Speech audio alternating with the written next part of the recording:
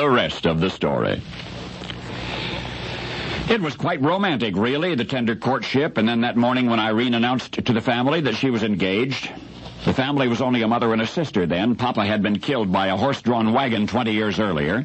Irene's fiancé was Frederick, handsome, enthusiastic, extraordinarily brilliant young man, a scientist at the University of Paris where Irene had met him. Both Irene and Frederick were exceptionally gifted in the field of physics, both especially intrigued by a radioactive metallic chemical element called radium.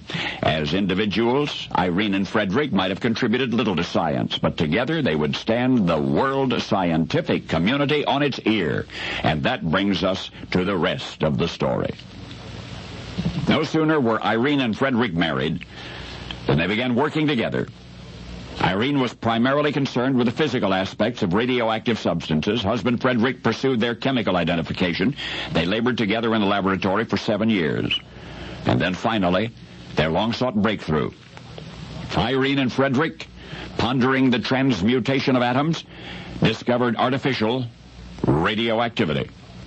By bombarding certain substances, such as aluminum, with radiation, the husband and wife team succeeded in creating new radioactive elements, new sources of radiation, theretofore unknown in nature. News of the discovery spread quickly. The following year, Irene and Frederick received the Nobel Prize for Physics. The couple extended their investigation of artificially radioactive substances to the products of atomic fission. Frederick eventually combined his radiological research with biochemical experimentation. Neither had imagined what science now knows, that uncontrolled exposure to radiation can kill you. That uncontrolled exposure to radiation can kill. 22 years after Irene and Frederick had received their Nobel Prize, their own discovery proved it deadly. There was a desperate battle with leukemia, after which Irene, at the age of 58, lost the battle, and husband Frederick died just 2 years later.